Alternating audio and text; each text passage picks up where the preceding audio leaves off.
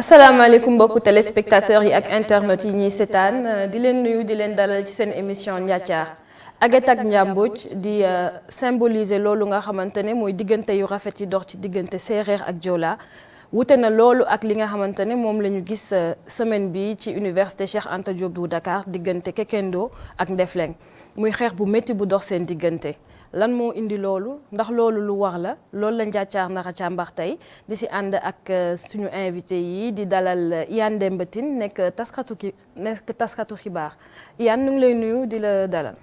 maa ngi lay fay Lalla di nuyu tam ñi nga xamante ne ñoom la ñuy àndal ci waxtaan wi rawatina tam téléspectateurs yi ak internet yi nga xamante ne ñooy ànd ak ñun.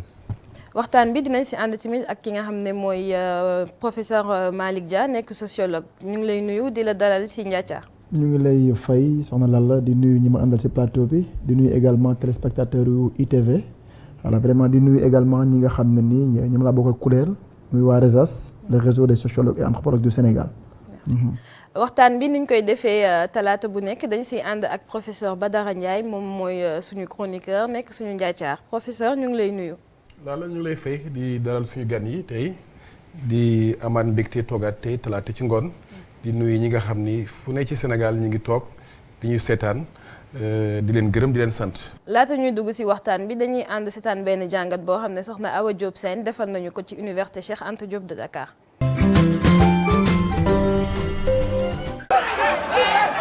jàppante gi ñu nemmeeku démb ci biir daara ju kawe ji di université Cheikh Anta Diop bu Ndakaaru daanaka moom la ñëpp xëyee di waxtaan ci biir campus social bi.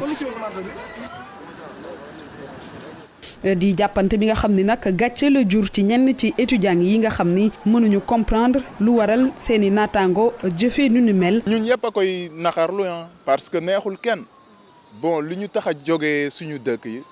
ñëw ba fii nekkul que ñu may gis aussi ci ay xeex yoo xamante ne aussi vraiment dafa ëmb ay ethnies yoo xamante ne vraiment ce sont des ethnies boo xamante ne loolu warul woon dugg suñu diggante. Aliou Diallo. di itamit étudiant buy dund ci campus bi rafetluwul benn yoon jote bi nga xam ni dox na diggante ay étudiant waaye moom gis na ni waruñu teg benn daan ci ñooñu lay amal jëf ju ni mel li muy gis kay moo di ñu gën a dolli sensibilisation te sàmm li nga xam ni moo di dëkkandoo ci jàmm diggante étudiant yi. métti la parce que lépp duñu koy nakaru te parce que ñun ay étudiants lañu donc ñu war a représenter le pays ñu war a diriger pays bi ci kanam. donc je pense que man voilà lu may am dama koy nakaru lu baax dañu war a woo ñaari parties ci table ñu discuter ak moom ñu xool ban solution la ñu am mais sanction yi yaakaar naa loolu jaru ko parce que ñun c'est une université ay campus la yëpp ñu ngi fi donc pour moi voilà sanction bi demeewul noonu quoi. camaradam bi moom itamit lu ni mel rafetlu ko waaye teewul gis na ni war nañu sanctionner bu baax ba jëfin yu ni mel du amati ci biir daara ju kawe ji. man rafetlu ma ko quand même parce que comme ni nga ko waxee ici c'est le temple du savoir on est là pour acquérir du savoir quand même waaw kon boog am na benn comportement boo xam ne warul ci étudiants yi ñu di ko comporter woo waaw fii dañ fi nekk ngir sàkku xam-xam ñu fexe leen maanaam repérer leen jëlee leen fi. waaw et puis fexe ba université am benn sécurité boo xam ne nii maanaam ces genres de camps moom danañ ko mën di saafara daal. ki nga xam ni moo leen féete mag nekk ci master bokk itamit ci Ndefleng di fàttali li ñu duppee cousinage à plaisanterie mu gis ni pilier bu am solo la bu nu war a sàmm ngir jàmm ci réew mi. Je suis sérère né dans les îles du Saloum bon ce que les îles du Saloum attendent de moi c'est-à-dire lu ñuy xaar ci man. ñoo xamante ne ñoo dekk foofu noonu ci gox boobu noonu lu ñuy xaar ci man nekkul que ñu may gis aussi ci ay xeex yoo xamante ne aussi vraiment dafa ëmb ay ethnies yoo xamante ne vraiment ce sont des ethnies boo xamante ne loolu warul woon dugg suñu diggante tu vois parce que fi ma dëkk am na ay joolaa ñu fa nekk mais aussi fi ma nekk nii am na ay joolaa yu fa nekk fi ma dëkk Dakar même am na ay joolaa mais am na ay relation yoo xamante ne aussi man ay amis joolaa lañ ñii nekk Saraxoleel ñii nekk bon cet genre de cousinage waruñu ko mun a yàq ndax lii.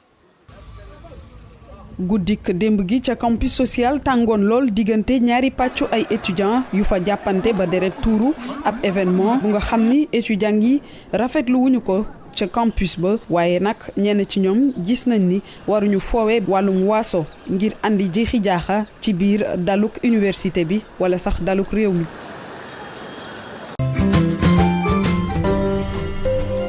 jërëjëf Awa Diop ci reportage boobu ñoo ko gisandoo image yi nekk ay image yu violente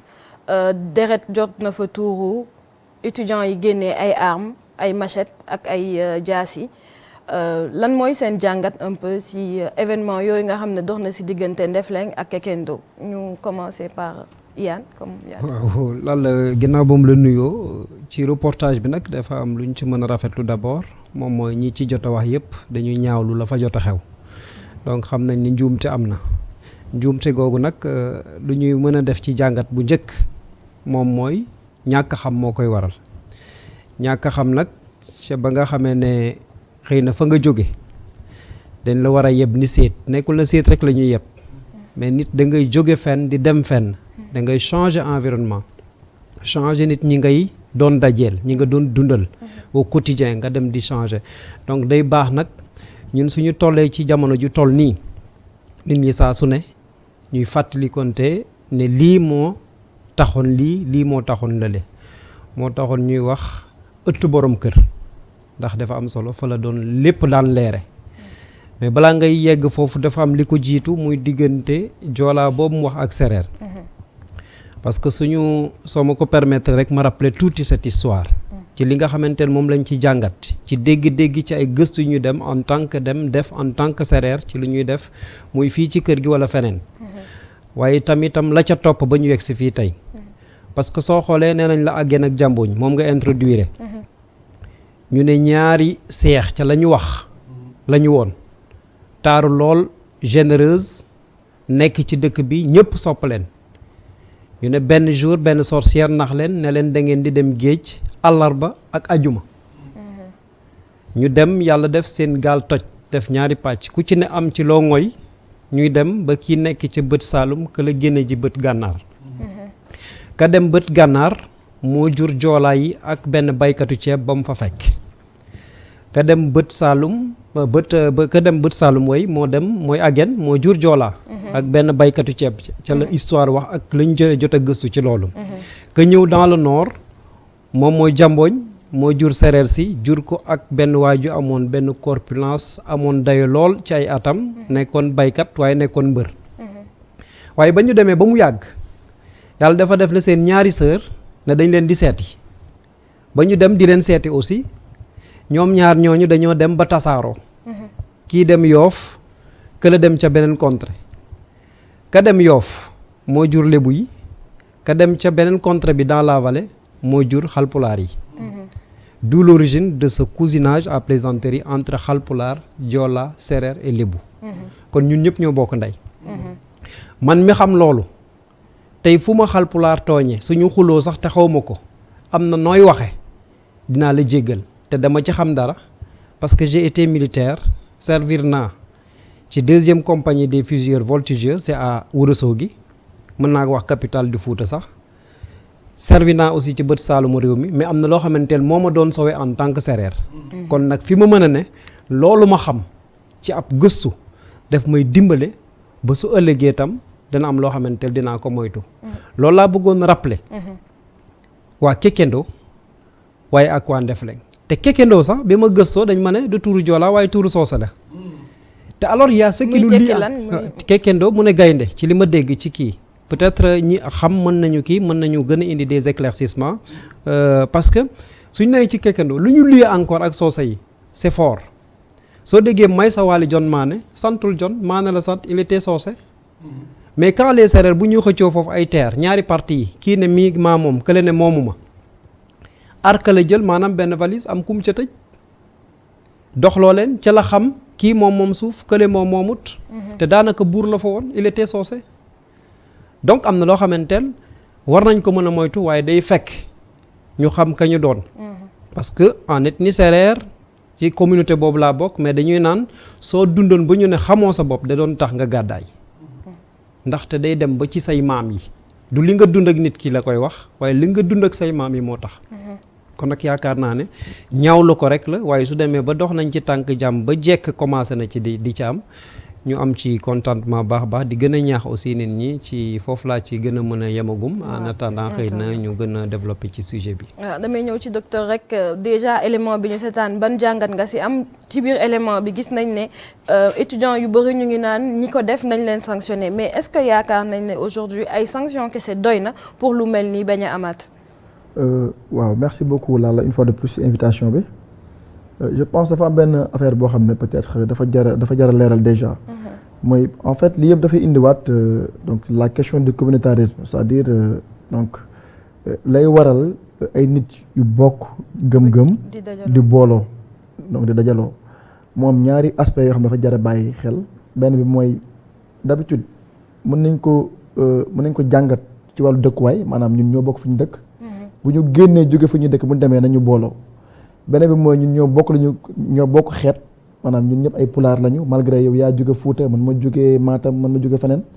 bu ñu yeggee nañu créer loo xam ne wàllum pulaar la wala ñu ne nañu créer loo xam ne affaire Île du Saloum la donc souvent yooyu noonu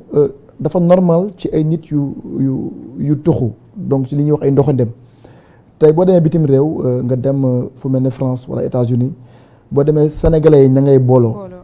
voilà te pourtant dañ koy jàngat comme loo xam ne daf positif donc tey boo demee université comme université bi nekk Sénégal wala nga dem université yi nga xam ne ñu ngi bitim réew ñëpp noonu la ñuy dëkkee noonu la ñuy bindoo donc loolu d'abord pour commencer dafa normal maanaam pour nit ñi xam ne déjà nekkul lu bon muy benn parce que dafa lay dooleel déjà dafay dooleel seen kuréel ñu mën a xàccandoo dóorandoo mais également dafay tax ñu mën a am sécurité maanaam tey jii nii nga tey jii lu waral tey jii doo gis au Sénégal chinois buy dox moom kese doo ko gis mukk chinois yi foo leen fekk dañuy nekk ensemble dana tax seen ay secret dañ ko mën a garder mais également dañuy am sécurité maanaam tey jii yeneen xeet yi wala yeneen dëkk yi du ñu mën a accès si ñoom ba mën leen faagaagal donc ñoom souvent luy xew si seen biir lay xew muy lu rafet muy lu ñaaw donc loolu aussi je pense que lu am solo la ñu leeral ko déjà leneen li mooy université la fa xew également mën nañ ko jàngat ci beneen aspect mooy tey jii lépp dañ koy yóbbuwaat ci nguur dañ koy yóbbuwaat ci autorité maanaam tey jii bu nekkee communautarisme dañ koy dañuy nangu ne lu mën a nekk la dañ ko war a encadrer nekkul lu ñu war a bàyyi noonu nekkul en fait étudiants yi malgré lu ñu organiser yu kenn waru leen bàyyi ak seen bopp maanaam il faut de législation il faut ay règles ne képp koo xam ne da nga tëral communautarisme maanaam nga ne lii man maa ko bëgg dëkkee muy ci wàllu xeet muy wàllu waaso wala mu jëm ci wàllu tarixa dafa am lu wala loo xam ne moo ko war a tënk loolu dafa ñàkk université bon man def naa fa ay at yu bëri donc xam naa ci lu bëri ñu ne ñoon dund dëkk ci ay pavillon donc doon gis lu fa xew ay daayira les jeudis ñëpp da nga gis ci benn pavillon sax benn cour bi wala benn perron bi ay daayira toog daayira bi ak daayira bi ku ne bëgg a jàng ñi jàng yuuxu wala souvent sax duñu déggante nga gis ku nekk day bëgg valoriser moom li mu moom or au fond bu ñu ko organiser woon doon na tax ku nekk dund la nga war a dund te amaana doo tooñ kenn léegi nag li jëm ci wàllu Ndefleng bi ñuy wax bon man li ma jaaxal mooy peut-être bon bëgguma trop dugg un peu ci aspect voilà ethnique boobu parce que Ndefleng man da benn université gisuma ko woon existé fu bu nekk fa woon daanaka boo xoolee ci li mujj judd la bokk or Kekendo yàgg na fa maintenant Kekendo bu ñu xoolee histoire université bi Kekendo dafa nekkoon peut-être ci wàllu communautarisme dafa ëppoon doole mooy moo fa gënoon a siiw déjà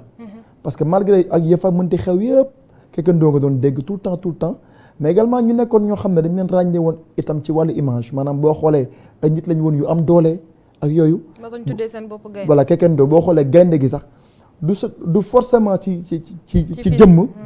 jëmm mais dañ ko doon doxee di ko waxee ba tax na boo gisee seen ay jigéen sax maanaam da ngay gis ay jigéen yu am jom lañu yu am fulla mais loolu c'était positif maintenant bu ñu demee ba peut-être di ci jàngat loo xam ne nii dafay indi njàqare dafay indi xeex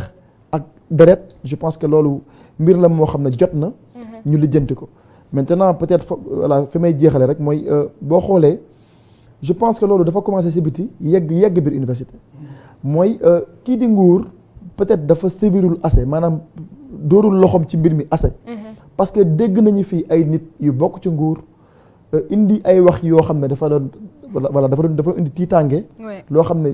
Sénégal ñu yàgg nañ fi suñuy maam ñoo fi jiitu ak yëpp mais yooyu daaw fi am. bien que daan nañ ko dundee nag daan nañ ko dundee parce que boo xoolee ci taarix daa nga gis ne lépp lu jëm ci wàllu xeet moo li ma la wax sànq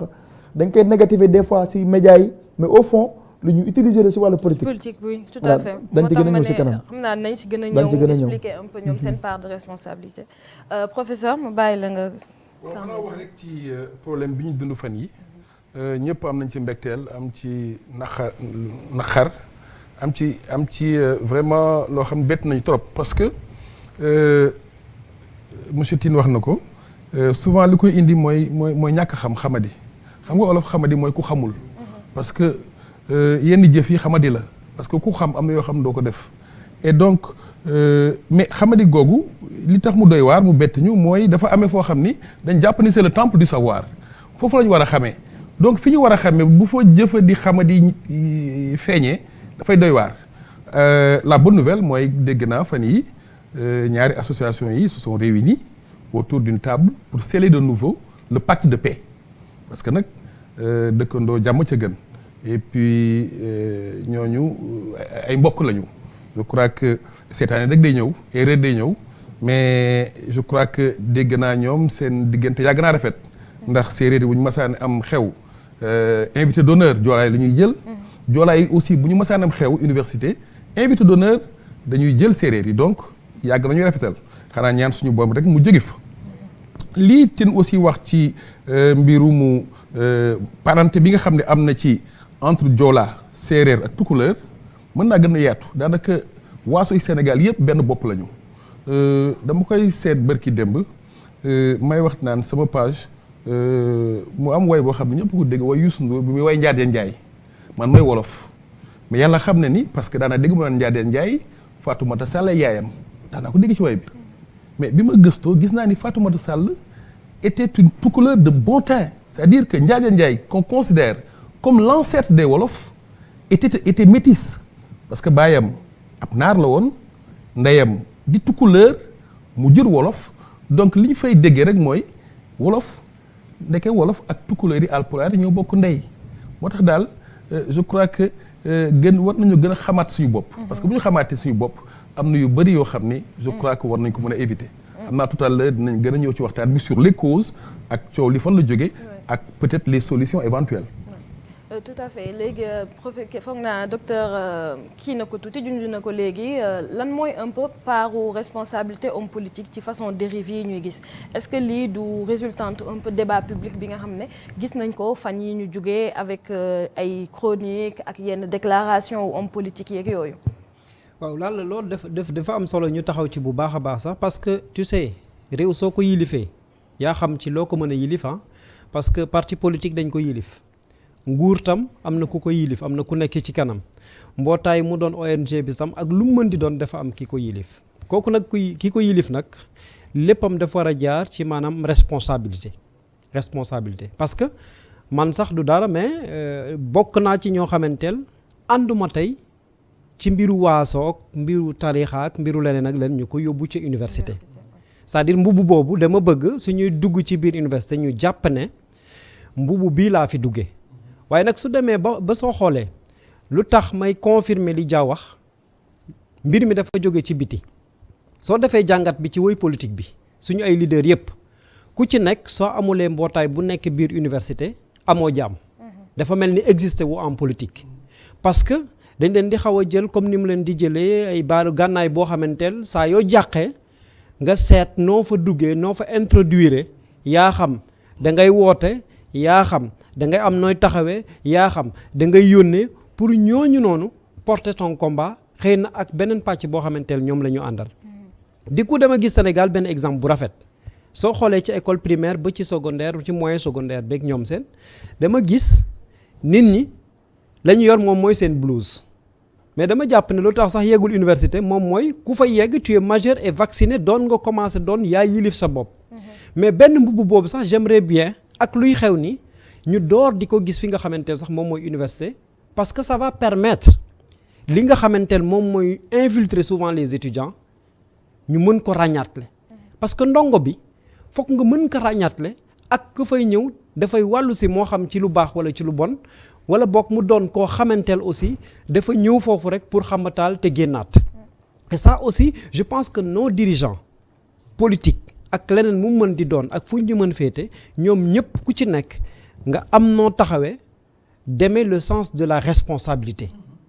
qu'aujourd'hui que chaque dirigeant lu dem ci wàllu politique su jotatee nga beddi ci carrément beddi parce que beddi moom nee nañ baaxut mais politique nga beddi ko ci université loolu lu baax la je pense que ça peut nous amener dans le bon sens ba nga xam ne lii nii les causes d'autres kii soo demee nag am na koo xamantel moo ñu yilif nag ñun ñëpp moom mooy nguur dogal kenn du ko jël di ko laam-laamee wala nga am fi nga koy bëgg a yemale soo koy jël pour faj dina am ay conséquences ku mer ak ku cay ànd ñaar ñooñu nag ci balance bi fokk nga mën a peser xam ne balance bi fu daanoo fële loraange lay doon ci réew mi waaye nag su yëkkatee ko fii ngëneel lay doon ci biir réew mi loolu nag nguur moo ko mën a réguler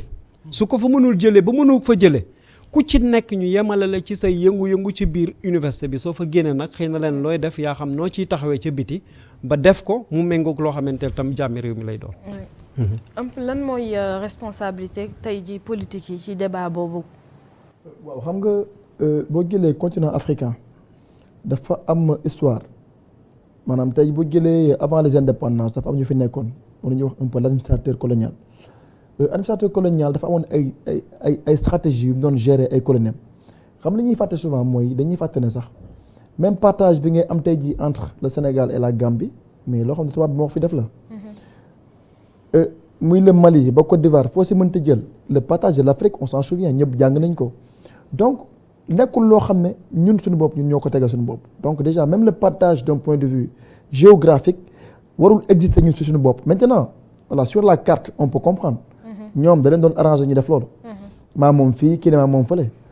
maintenant ñun la ma war a nekk suñu taxawaay par rapport à loolu en fait pour moi c'est ça la vraie question. L'autre chose mooy bi indépendance yi ñëwee ba nga xam ne ni dëkk bu ci nekk nee nga man dama bëgg a demal sama bopp. mais dañu doon xaar si ñi ñi fal te ñu bokk ci ñun mu nekkoon ñu lépp luy stratégie coloniale mu dañ. maintenant da ngay gis ne malheureusement am na chef d'état yoo xam ne ni la méthode du diviser pour mieux régner bi. dañ ko indiwaat donc c'était une manière également de voilà quoi am tànk ci askan wi maanaam yow ñu ngi lay xaar ci bépp retard boo xam ne ni peut-être accusé nañ ko ci indépendance ak esclavagisme ak yeneen ak yeneen yow mi ñu fal da nga bokk ci ñun ñu ngi doon xaar nga ñëw teggi ko maanaam ñu ngi xaar tey nga dox ci ay jéego mais ñoom dañuy ñëw au lieu que ñu ñëw en tout cas dox ci lu mel noonu mais dañu ñëw nekk ay alliés dañu ñëw alliés ak ki fi nekkoon teg ay stratégie yu gën a grave sax que yi ko doon teg mooy mu jëm ci wàllu waaso parce que waaso boo xoolee ba ci biir yàggal nañu booloo si suñu biir kii wax na ko sànq boo jëlee histoire du Njaay Njaay keneen ak keneen à travers l'alliance à travers le mariage dañu doon def brassage bu doy waar boo xam ne ni da doon tax malgré différence yi ñu am mënoo woon remarquer distinction maanaam tey mënoo woon wax ne ñi ak ñi duñu benn parce que ñëpp dañu doon nekk benn malgré ku nekk wax làkk ba nga gëm ba nga dégg mais itam ku nekk def ay pratiques ya nga xam ñii xam xamb dem ci xamb yi ñi jëm ci wàllu géej ñii dem ci wàllu bay ku nekk def la nga war a def da nga gis sax dañ daan def sax après bu ñu paree kii da indi jën kii weccee kook ceeb loolu moo fi amoon donc ñu déggoo woon mais bu ñu demee dem ba peut-être chef d'état yi fi nekkoon utiliser waaso ngir mieux régner parce que tey bu fekkee ne yow fa ñu lay xaar amoo ci réussite fa ngay commencer teg ay stratégie maintenant donc il est également important ñu jël le cas du poète Léopold Sédar Senghor parce que moom moo nekkoon le premier président du Sénégal mais dafa am lu mu réussir woon en tant que séeréer boo xam ne nii dafa bokkoon ci minorité et quand je dis minorité mu ci wàllu diineem déjà ñoom ay minorité la ñu woon minorité c'est pas lu négatif mais ci wàllu nombre muy benn mais également séeréer yi mosuñu fi ëpp loolu aussi c'est important ñu wax ko bu fekkee ne séeréer yi ëpp ñu fi yow nga bokk ci diine chrétien ëppoo leen fi nga bëgg a gérer ñoo xam ne amaana bokkoo leen gis-gis bokkoo leen gëm-gëm day difficile mais dafa am lu mu réussir woon à travers des stratégies très fines à travers ay stratégies yoo xam ne ni dafa nangul li ñuy wax les distinctions culturelles da ko nangul mais également les distinctions religieuses kilifa diine bu ne mu jox la sa cër mais également xam imaginer ma nekk séeréer ma nekk président am réew ñu laaj ma tey ban langue nga jàpp ne moo war a nekk suñu langue nationale jëloo sa langue bopp. en fait da ngay neex a déglu da ngay neex a gëm parce que tey boo nee noonu nañu xool li ñu bokk ñu ne la lan la nga ne ñun ñëpp la ñuy làkk ñu ne wolof ñu ne kon nañ jël wolof kon tey da ngay gis ne nit ñi danañ ne kii de boole moo ko tax a jóg mais pas xàjjale. da ngay gis en fait stratégie yooyu la indi woon tey digganteem ak sëñ Fallou Mbacké ñëpp xam nañ ko. ba muy falluwaat ci Sénégal di toogaat sëñ Fallou joué na ci rôle bu rëy. mais également sëñ Fallou non seulement sëñ Fallou mais sëñ Fallou dafa yoroon sax baatu yeneen kilifa diine yi nekkoon Sénégal. kon muy sëñ Fallou muy Baye Niass mi fi nekkoon mu ñeneen ñi fi nekkoon ñoom ñëpp ku ci nekk da ngaa doxe tànk sëñ Fallou ba ñu jàppale Senghor mu Fallou te amaana bokkuñu woon sax ngëm-ngëm. donc yooyu dafay nekk ay firnde yoo xam ne ni si histoire dañu nelawee fenn mooy nguur gu ñëw da nga war a indiwaat loolu valoriser ko. da nga war a indiwaat yooyu histoire. wane ko ci télé bi wax ko à travers des séminaires mais également mu nekk lu ñu war a jàngale. loolu moo doon mën a permettre peut-être tey xale yi xam loolu mais xale yi bu fekkee xamuñu histoire yooyu bu nekkee dégguñu histoire yooyu tey moo waral yenn comportement yi. ñàkk xamade bi kii di wax loolu la mooy xamuñu histoire yooyu xamuñu taarix xamuñu Sénégal bu njëkk la moo ko indi fii parce que Sénégal quand même doxalu boppam ba ñëw fii dafa am lu ko doxal ba mu ñëw fii ay mag la. ay waxtaan la ay diisoo la. te xale yi malheureusement xamuñu loolu. donc nguur itam baax na itam mu jouer partition te voilà quoi qu'on dise. nguur day préférer diviser pour mieux régner que peut-être boole voilà pour peut-être nit ñi mën a xam un peu seen histoire. professeur. oui là da nga wax responsabilité des politiques. avant maa ñëw ci responsabilité boobu monsieur Dia wax lu am solo ba rappeler Serigne Fallou ñuy wax naan Serigne Fallou doon wax naan man maay Sénégal. c'est-à-dire wax bu am solo la parce que day wax ni fépp la bokk. parce que koo xam yaay Sénégal mooy ñëpp laa bokkal. et ku ne xam na Serigne Touba Cheikhul Khadim la mu bokk ak El Hadj Malick ñu bokk benn maam parce que Sénégal benn bopp la. et c'est vrai que les politiques am nañ une part de responsabilité parce que nag booy seet yàgg na fi mais man jàpp naa ni c'est en 2017 que la yëf yi commencé tar nag ñu dégg ay ñoo xam ne dañuy oser taxaw. wax ay propos yoo xam ne yu doy waar la je me rappelle il faut le nommer c'est une certaine Penda Ba qui est devenue célèbre qui est sortie et qui a insulté pratiquement tous les wolofs mu naqari ñëpp et ña ca njëkk mooy pulaar bi nga xam ni fa la jàpp ni moom la bokk pulaar ci boppam wax ji day na naqari parce que loolu mooy Sénégal ñun benn bopp la ñu donc bu amee ay individualités yoo xam dañuy jóg oser tenir des propos le rôle de l'État c'est de punir si on avait puni cette fille-là de manière exemplaire un certain l'honorable député Aliou Dembourou defe naa la tudd Sow mais du oser aussi tenir des propos ethnicistes c'est parce qu'il y a un sentiment d'impunité qui fait que mais ku nekk yaakaar na ni war naa mën a jóg wax loo xam ni day tasum réew te nee nañ nag way buy daareel gaal kenn du ko way ci tefes loolu am na muy responsabilité de l'État État moo war a yar nit ñi def ci ñoom citoyenneté def ci ñoom civilité ça c'est le rôle de l'État et les politiques ñoom it ñu am ci responsabilité bu mag parce que personne ne doit instrumentaliser muy ethnie muy religion wala muy confrérie gis nañ ko Sénégal et ay hommes politiques ñoo koy def et en dehors maintenant des hommes politiques moi je pense que nous sommes tous responsables en tant que parents man boo toogee sama kër dégg sama doom tenir benn propos ne yow yaa ngi solo mel ni tudd benn xeet man noppi waxuma dara maa ngi bàyyi muy law loo xam ni bu màggee du baax je crois que dans l'éducation il faut ñu yarat suñuy doom parce que da ngay toog di dégg ay stéréotypes dans la société yenn saa yi nga dégg ñu ne mais pël du mbokk wala nga dégg ñu ne xeexu njaago du jeex wala nga dégg ñu ne waa sud ay rebelle lañ te wax yooyu wax yu ñaaw la ñu war ko combattre donc ñun suñu bopp la ñoom part de responsabilité et je me disais que waasa wu ne war na def une introspection jéem a xool li nga xam ne dafa nekk ci moom des tendances ethnocentriques ou des tendances ethnicistes mu jéem ko dindi ci moom moo wax wolof bi nga xam ni wolof la mais muy am ay kàddu wala ay jëf yoo xam ni war nañ koo xeex suñu biir parce que day naqari ñeneen ñi da ngay dégg wolof ñu ne weeru wolof la ñuy wax weer wi wolof ko moom nga dégg ñu naan yéere wolof c'est-à-dire wolof dafa il est au centre de tout moom la le collègue mooy indi frustration. Ah bien sûr, c'est ce que le collègue, un sociologue, Malick Ndiaye, qui fut mon professeur, appelait le wolofocentrisme. Nee na le wolof il est ethnocentrique. Et donc ñu dem ba ci biir wolof xam nga lu muy wax ñeneen ñi làkkat mel ni wolof du làkk wolof làkk la mais ñeneen ñi bu ñuy làkk nga ne làkkat alpulaar buy wax làkkam nga ne kii dafa raciste te yow yaa ngi wax wolof et donc yooyu ay tendance ethniciste yoo xam ni dañ ko war a xeex suñu biir ni mu amee ci wolof noonu la amee ci tukulóor amee ci beneen xeet donc yooyu man jàpp naa ne war nañ ko xeex parce que au-delà d'être wolof ou tukulóor ou séeréer nous sommes des Sénégalais et donc au-delà de cette vanité d'être de telle ethnie de tel waaso de telle religion mais nous sommes tous des citoyens nous sommes des Africains ay doomu aadama lañu donc je crois que il va falloir que ñu aller vers ce sens là xam ni. mais sànq docteur Diallo mu doon expliquer ne Senghor dafa jëloon par exemple tey jii ne ñëpp làkk wolof. pour sorte de réunification. Oui. Mais tey am na kër yoo xam te ne par exemple da ngay ñëw par exemple yaan ne këram fii kenn du fi làkk wolof séeréer la ñuy làkk. keneen ak keneen di tere seen doom yi ñu làkk beneen làkk bu dul ñoom seen propre làkk est-ce que loolu tamit du indi. yenn yi mais quelque part aussi xam nga nit ki aussi sa langue maternelle da nga ko war a jàng nag xam nga lu tax parce que une langue dafay véhiculer une culture wolof dafa war a jàng wolof tukulóor dafa war a jàng tukulóor séeréer dafa war a jàng séeréer mais comme wolof bi aussi on est à plus de 40% de wolof au Sénégal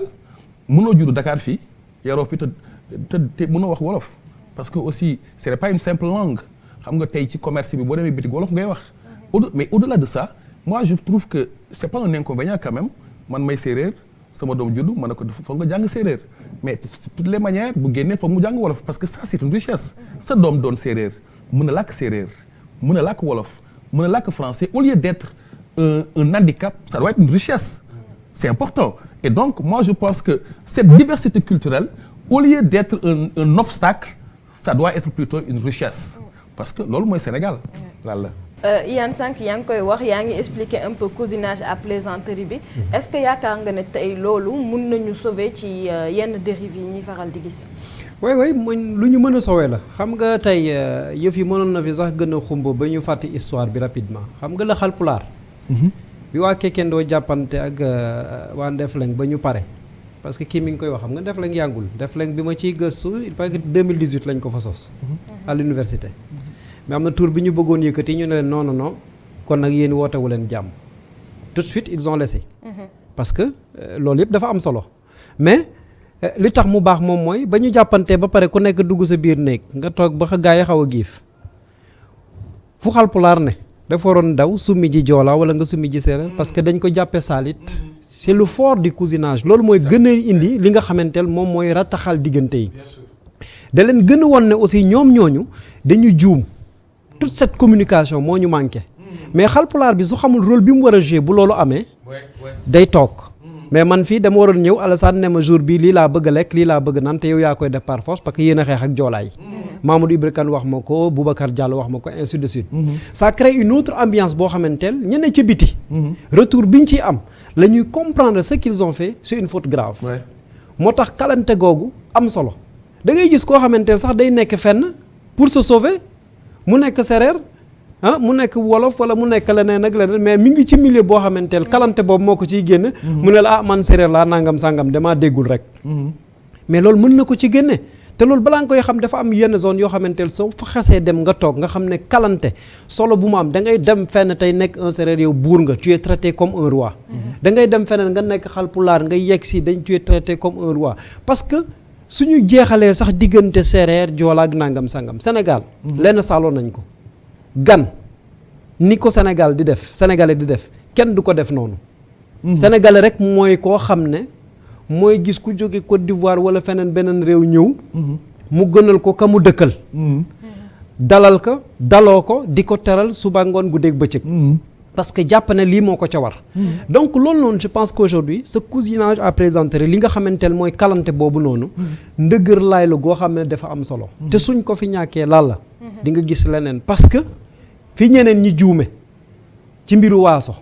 ci mbiru làkk ci mbiru diine ci mbiru tarixa xëy na tarixa sax mën nañ ko limiter un peu au Sénégal mais ci mbiru diine fu ñeneen ñi juume ba seen réew di tàkk tey ñun ngir yàlla buñ fa juume parce que suñ fa juume wut nous serons toujours en avance et kalante bii mooy solution bi ci li ma jàpp laata ñuy continuer ci waxtaan bi ñuy jox parole docteur Dia nañu ànd seetaan benn portrait boo xamante ne diggante séeréer la ak joola ci seen cousinage à plaisanterie boobu. waaw séeréer la maa ngi cosaanu région de Fatick commune de Diouroup village de Doudane. Adama Diémé man Badiouré mu ngi côté Bignona. L'une est sérère, l'autre Diola. Plus de 268 km séparent leurs deux villages d'origine. Le destin les a réunis à Dakar. Elles partagent le même toit. Elle a passé son enfance à Dakar. Le cousinage à plaisanterie entre Sérère et Diola, une réalité bien vécue chez elle. Je suis née au village, mais je suis à Dakar depuis mon enfance avec ma mère. Quand je suis arrivée dans cette maison, j'y ai trouvé mes cousins Sérères. Ils m'ont franchement très bien accueillie. Ami Diouf a rallié Dakar pour le travail. Elle connaît Adama Diémé depuis 6 mois. 6 mois qu'elle assimile à plusieurs années de connaissances, tellement les liens sont solides entre la Sérère et la Diola.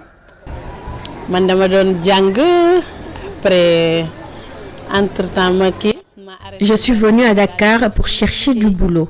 C'est comme ça que j'ai rencontré une Diola. Depuis, nous vivons en parfaite harmonie. Nous sympathisons. Je connais Adama depuis 6 mois, mais j'ai comme l'impression d'avoir vécu avec elle toute ma vie.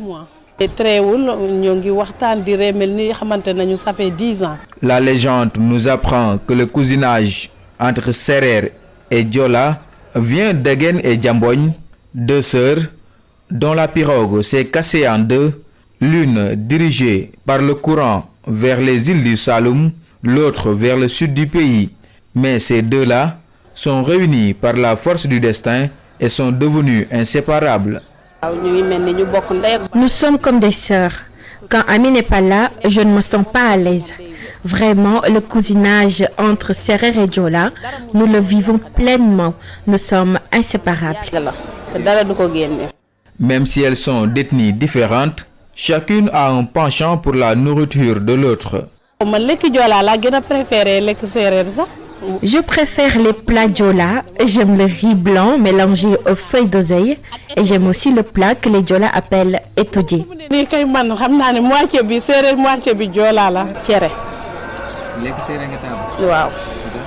Le couscous, bien sûr. Depuis mon enfance, j'en mange.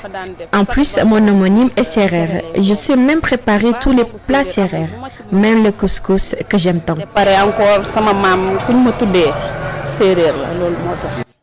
Ainsi,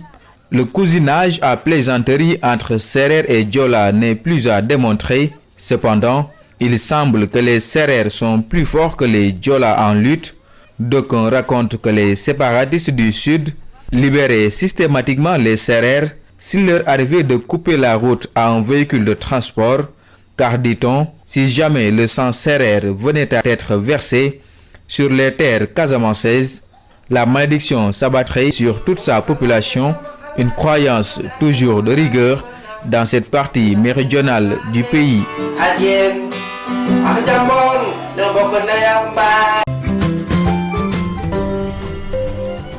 Voilà docteur mi ngi noonu élément bi day wane un peu diggante yi ni ñu rataxee entre séeréer ak joola est-ce que ak lii fi jot a xew yëpp et aujourd'hui amuñu benn sentiment que li ngay xam ne moom la ñuy wax appartenance à une communauté nationale mi ngi effrité wu. waaw xam nga sànq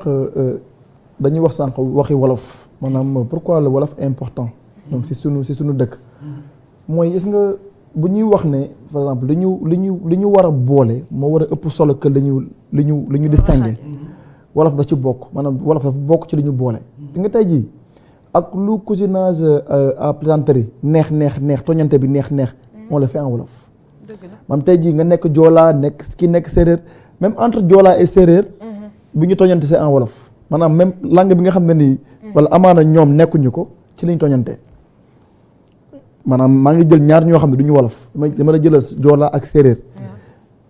parce que kii déggul joola kii déggul séeréer mais ils le font en wolof voilà pour te montrer encore une fois de plus l'importance d'une langue commune parce que tey jii nii au lieu que par exemple ñu jël làkku jàmbur foofu la wolof amee solo si suñu dëkk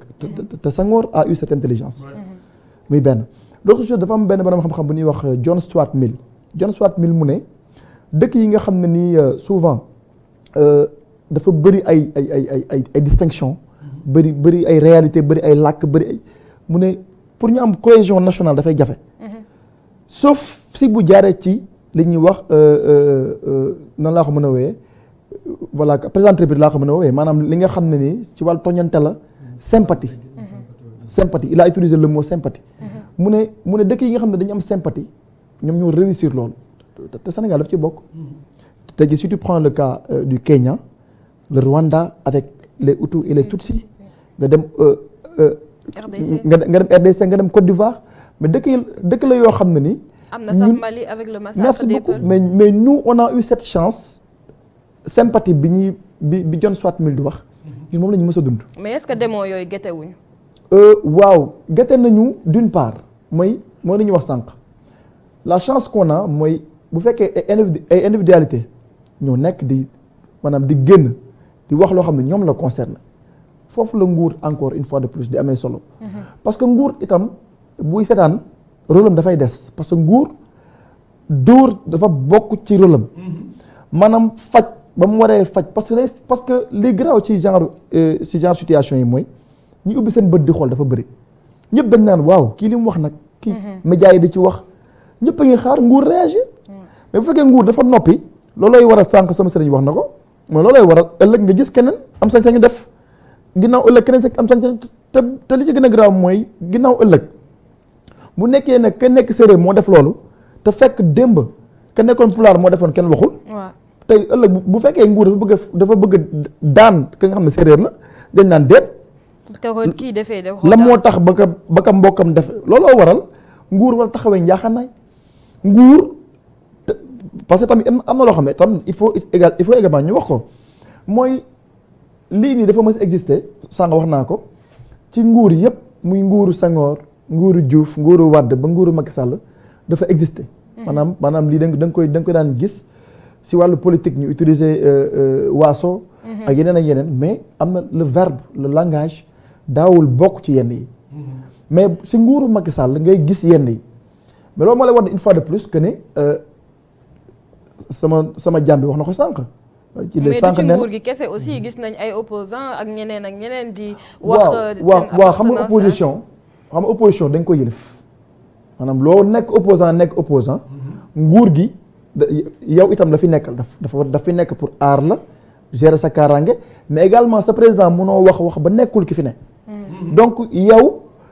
kii moo war a jël daan tekk sa kaw mais yow mënoo jël daan tekk si nguur. kon foofu la ñuy waxee maanaam yow tey jii nii nga bokk si opposition wala nga bokk ci pouvoir le pouvoir moo la yëlif kon léegi ki nga xam ne moo nekk si pouvoir moom moo yor police yor gendarmerie yor lépp justice dafa war a jóg def liggéeyam te def liggéey bi mooy il faut combattre les individualités parce que individualité yi quoi qu'on dise de tout temps moom mooy indi yenn dérives yi te tey jii dañuy waxante dëgg nag askan dafa am rôle également bu mu war a jouer sànq ñu ngi wax naan nguur gi mais askan aussi xamul luy rôle am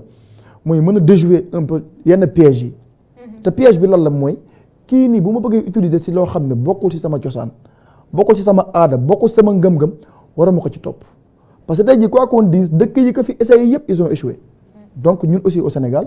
am na loo xam ne ni alhamdulilah rabbil alamin ba ñu juddoo ba léegi amu fi waruñu ko nangu say individualité maanaam ay benn nit yooyu waaw xam nga tey jii événement naar yi en 89 bon c'est vrai que xale laa woon mais itam taarix wan nañu peut-être sama ñi ma bokkal le plateau bi dinañ ci gën a mën a xuus événement naar yi xam nga tey jii boo xoolee communautarisme loolooy danger bi et souvent si ça porte sur ay étrangers alors on peut comprendre maanaam di nga ne ñii de peut-être bokkuñu cosaan bokkuñu aada peut-être moo indi yenn excès yi mais ñi nga xam ne ñoo bokk dëkk bokk ay maam ça c'est autre chose looloo war a ñëpp di ko ñaawlu looloo war a tey ji plateau yi di ci wax ñëpp di ci wax parce que bokkul ci ñun quoi qu'on dise te itam dafa nekk lu ñu nayoon à travers l'Afrique à travers le monde te tey ji ñu ngi nekk di ko yàq. Professeur. waaw wax nañ ko Sénégal a toujours été une exception en Afrique et ñu ngi ñaan yàlla mu continuer c'est vrai que ñun nag am nañ chance parce que sama mbokk mi wax na ko wax na les remparts kalante bi am ci ñun cousinage à plaisanterie bi lu am solo la suñu culture la ñu war ko xamal nag suñu xale yi suñu doom yi parce que joolaa bi xam ne mook séeréer bi ku ci def sa morom le contraire da nga koy gis parce que loolu lañ gëm parce que loolu mooy Sénégal et donc man jàpp naa ni aussi muy nguur gi l'État quand même am na ci responsabilité bu mag a mag a mag a mag mu war a jouer parce que nag moi dama jàpp ni de la même manière que on a tout fait pour lever l'immunité parlementaire d'un député qui a été accusé de viol d'accord mais qui est une affaire privée mais de la même manière un honorable député qui ose tenir des propos ethnicistes moi je pense que c'est beaucoup plus grave parce que là c'est une affaire publique mais on a un sentiment d'impunité et donc loolu nag man moo ma tiital moi je pense que état bi quand même war na jël des sanctions exemplaires pour lutter contre ça parce que nag moom lañ jox doole moom moo mën a xeex yooyu ñun nag ku ci nekk sa famille la nga war a def nga def ko parce que nag on a eu un héritage xam nga suñu ancien homme politique yi dafa am lu ñu bàyyeel parce que dañu bàyyeel un Sénégal stable wax nañ ni Senghor était sérère il a rappelé catholique et qui a dirigé le Sénégal à plus de 90% de musulmans c'est exceptionnel. Abdou Diouf était métis alpulaar séeréer coow mosutu am Abdoulaye Wade était métis wax nañ ni yaayam Casamance lu jógee donc ñun loolu la ñu xam Sénégal benn bopp la donc tey jii bu le président Macky Sall ñëwee la mu war a def rek dañ naan ku yokkul yaa wàññi moi je pense quand même que am na ci yoo xam ni il faut ñu jël des sanctions exemplaires parce que nit bu amee sentiment d'impunité je reviens sur le cas de Penda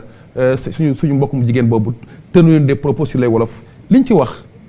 dafay xaw a jaaxal nit ñi parce que moi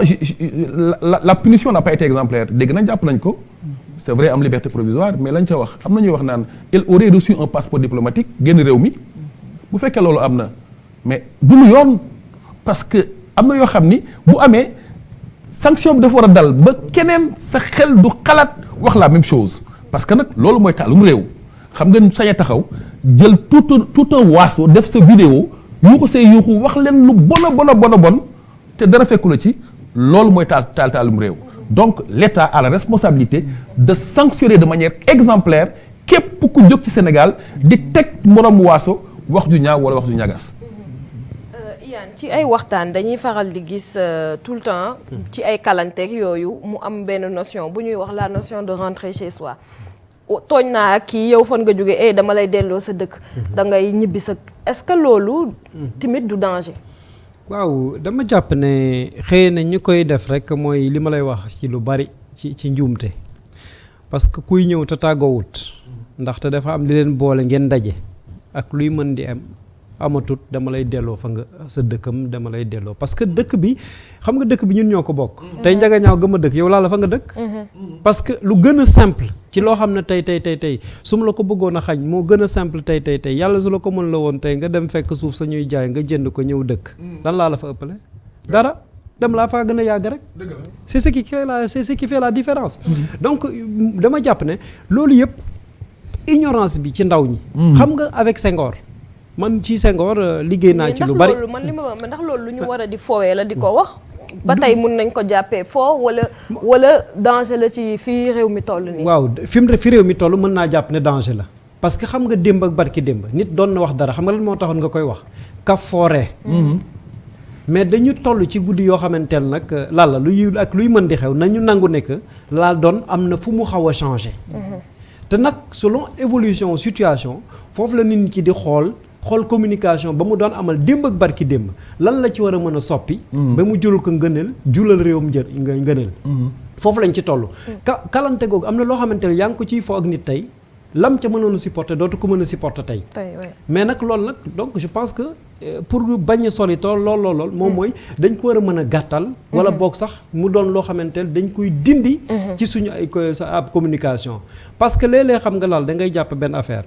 lañ daan fooy de man ak yow daaw ak daawaat jéeg il y a cela 10 ans derrière mën naa la fekk tey 2021 ma bëgg ñu café ko yow doo ma ko nangul wala man duma la ko nangul mais c'est dû à un contexte c'est pas parce que dafa am lu soppeeku ci yow wala li soppeeku ci man mais dafa am loo xam ne moo ñu boole soppi ñu. te loolu ñu boole soppi ñu nag Olof Njaay moo ne luy raam ci ñag bi la jëm. te comme mi ngi ci direction wu ñag bi c'est une seule destination et unique. xam nañu ñun ñëpp muy xale muy mag muy góor muy jigéen. ka wala sévir mooy jóg nag ne fini la récréation ni ko tubaab bi di waxee. lii nañ ko yemale fii te ku ci ne na nga war a mën a taxawee nga taxawee noonu parce que la démb professeur wax na ko ci yar moo taxoon benn kàddu ñem woo ko nga yëkkati ko ci sa kanam waajur. mais tey damay wax dara doon doom mu neex baay neex yaay. yaay ne day yar baay ne day yar. mais yarul. yar boobu nag yooyu yëpp di def ñuy renvoyer ci lu bari ay interrogation yu bari mën nañ ko def. ci ñun d'abord mais tamitam ci ñi ñu jiite ak ñi nga xamanteel xëy na féete nañ ci réew mi foo xamanteel dañuy yëkkati kàddu ñu leen di déglu. gis nga réew mi xëy na foofu laay daanale werante boo dégg ci réew mi depuis 2000 ba tey. ci li ma fàttaliku gisuma fi mu ma leere na man Yane Demba Tine diw mii moo ci am dëgg. dañ koy werante ba sonn waxtaane ko ba sonn. jékki-jékki bàyyi loolu jàll ci leneen. réew nag su tollee foofu ku nekk war a mën a tiit parce que da ngay dem ba dootoo xam ne diw mii li xew nii kii moo ci tooñ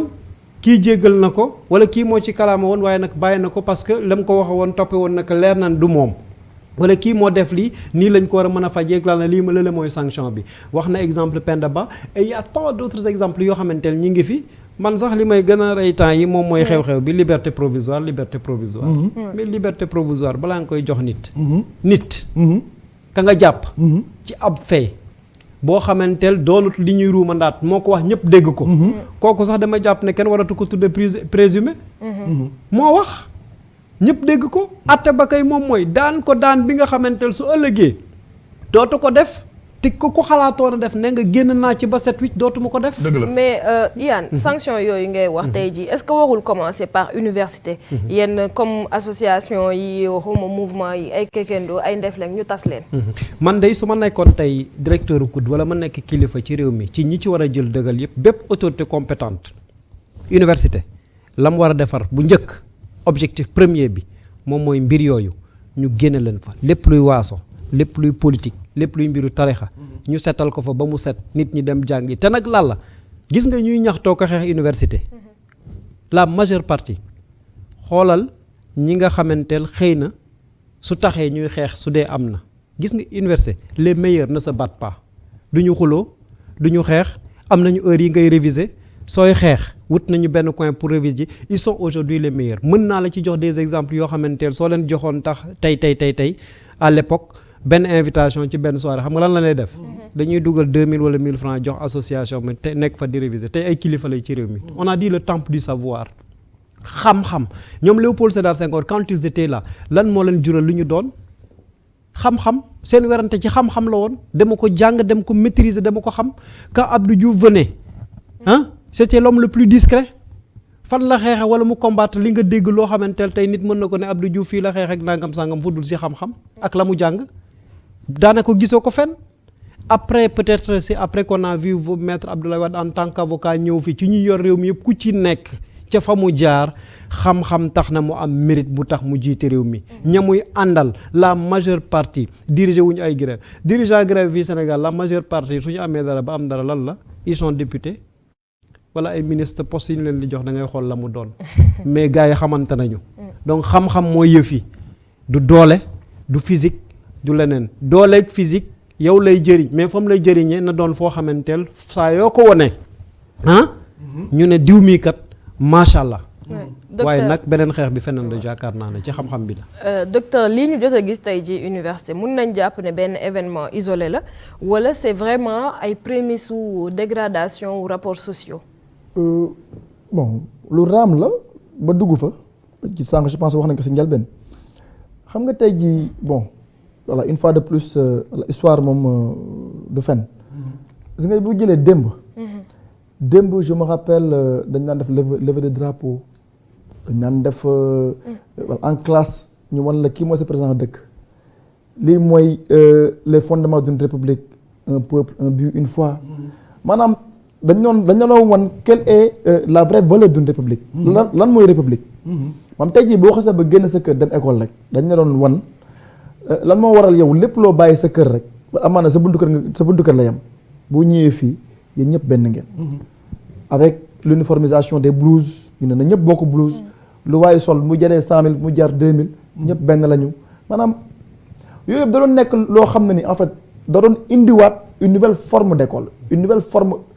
beneen forme bu citoyen la doon indi mais bu demee ba loolu yëpp ñu bàyyi ko mais mooy waral nit ñi duñu maanaam amatuñ benn aperçu ci seen institution. man gëj naa gis sax wala à la télé fu ñuy wane lever drapeau parce que dañ ko daan wane à la télé. dañ naan wane à la télé lever drapeau def hymne national nga toog sa kër di ko déglu. muy ci télé muy ci rajo. mais tey yooyu bu ñu ko dindee parce que tamit ñaar moo mën a nekk soit da ngay bàyyi état mu am doole wala nga bàyyi leneen am doole. ñaar yooyu moo mën a nekk. maintenant bu fekkee ne état également dafa jàpp ne li amul solo. parce que tey jii la ma waral si nguuru Abdou Diouf ñu daan gis yooyu si nguuru Wade moins si nguuru Macky quasiment pas am na lu tax mais parce que am na loo xam ne ñun suñu bopp ñu koy bàyyi suñu bopp kon une fois de plus ci ndaw la lu bëri di démarrer li ñuy wax la socialisation du seulement école du seulement à la maison du seulement si groupe social bi nga bokk mais également boo génnee bépp fépp foo mën ci dem dafa am yoo xam ne day bokk ci li ñu lay jàngal mu nekk des construits sociaux yoo xam dañ la koy jox nga koy ingurgité mi bokk ci yow nga koy màggale loolay waral même ba ci niveau xam-xam ci niveau wax da ngay gis ne ñu njëkk ñi ñoo tane ñi mujj lu ko waral mooy njàng bi dafa wute lu tax njàng mi wute mais njàngale mi lañ changé ça c'est un l'autre chose mooy tey boo demee ba ci université parce que sànq maa lay école université ku jàng école moom moo fay dem tey gisoo fa koo xam ne jàngul école maanaam tey mënoo ne man damaa nekkoon sama koñ après xëy dem université doo ko dégg donc kooku am na fu mu jaar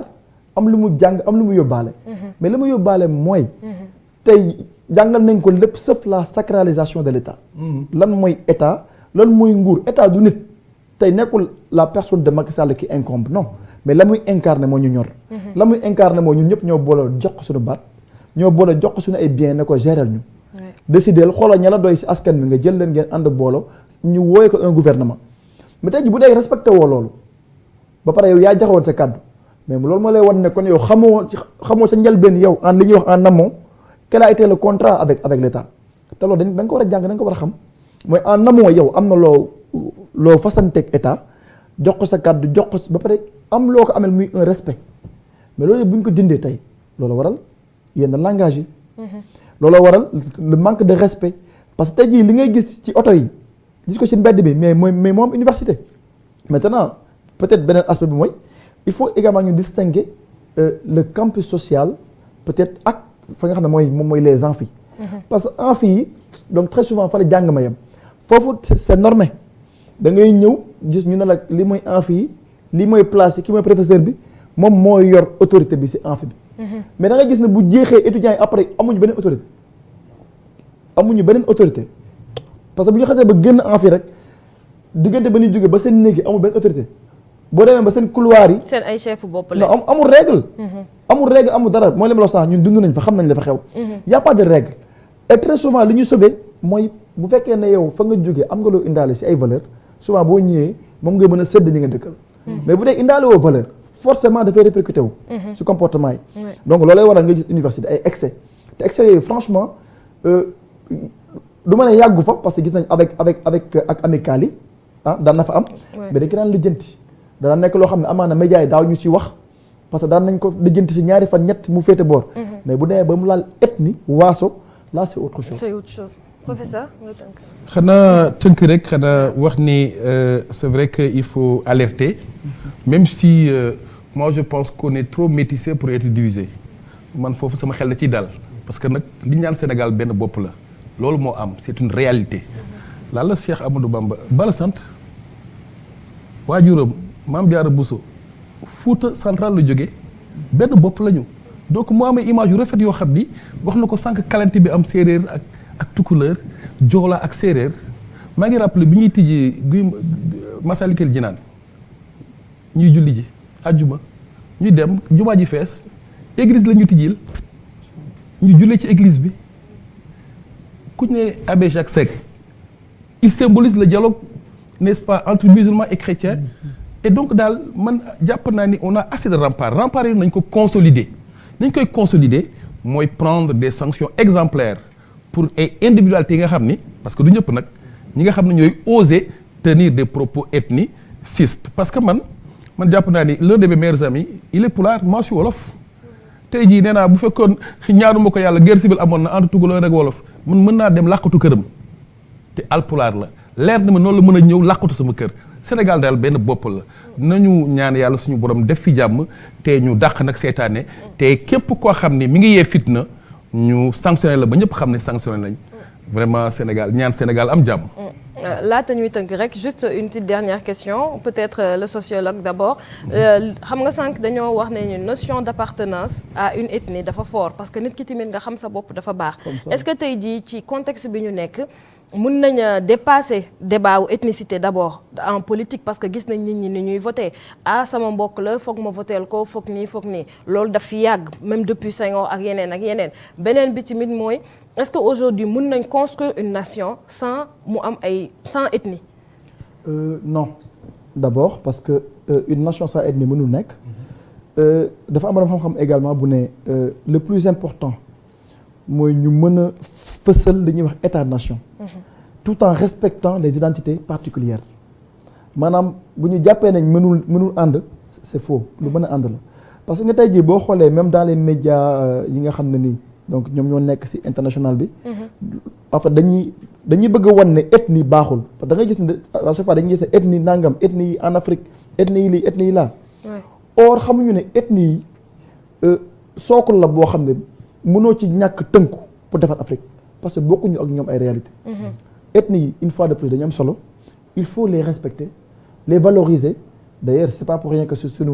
sunu constitution am loo xam ne lépp di jëm ci wàllu culte dañ ko ci tënk mooy il faut que ñu may leen doole mais également que ñooñu ñu xam ne li ñu une fois de plus moo la ma wax sa njëlbeen rek li ñu boole moo ëpp solo li nga xam ne nii moom moo ñu féewale dafa am benn plaidoyer rek avant may terminer juste fa lay terminer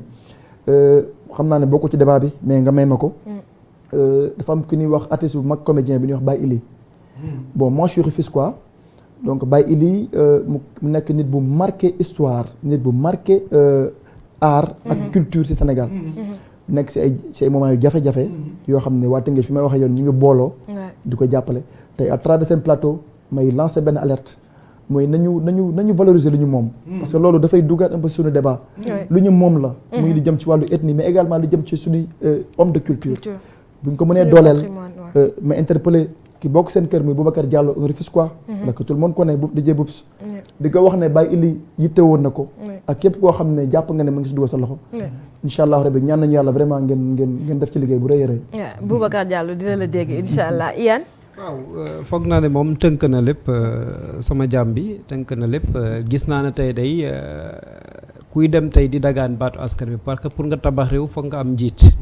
te kay jiite nag moom mooy orienté yenn yi ak kuréel ak banqaas yi mu fi fekk mais damaa gis ne ñooñu di dem di dagaan baatu askan li ñu war a njëkk a moytu ci kàddu moom mooy yéen sama mbokk yi dañ leen a fàtte ci lii soo demee feneen nga ne yéen waa nangam waaw donc gis nga cette précision dañ koy def waaye dañ koy fowe waaye dafa di loo xamanteel di nga war dem fële wane ne foofu nga bokk demaat fële bëgg woon ne yéenay waa nangam te ñëpp Sénégal nga soxla aujourd'hui nag may jàpp ne yooyu yëpp ñoom ñi ñu jiite tey wala ñoom ñi ñu bëgg a jiite surtout parce que nag su neexul ba neexul waaye ñoom ñoo ñu gën a noot way politique yi ñoo ñu gën a noot ñoo ñu gën a sonal seen i ay kàddoog seen ay doxalin yooyu yëpp suñ ko jiitalee daal ci loolu communication bi ñu koy xoolaat di ko segg bu baax a baax balaa nga wax nga xool looy wax ak fooy waxee ak kan ngay waxal je pense que en retour mën nga am tontu bi nga xamante ne moom mooy bu gën parce que tey ku bëgg a jiite Sénégal la bëgg a jiite waaye nag dama jàpp ne tam man mii séeréer naa jàpp ne séeréer laa am sama ngëm-ngëm wolof bi jàpp ne wolof la waaye nag am ngëm-ngëmam waaye nag séeréer su ma gis kuy taxawal nag ne xamul fa mu bokk dinaa dem njëkkante ko dolli ko ca la ma am merci beaucoup jërëjëf Iyane jërëjëf docteur Malick Dia jërëjëf professeur Badara Ndiaye di remercier également équipe technique bi nga xamante ne moom ma fi taxawaloon di remercier équipe digitale bi di leen remercier également yéen téléspectateurs yi ñuy seetaan tous les mardis soirs di leen jox rendez-vous mardi prochain prochain et di leen souhaiter aussi une bonne suite des programmes sur ITV.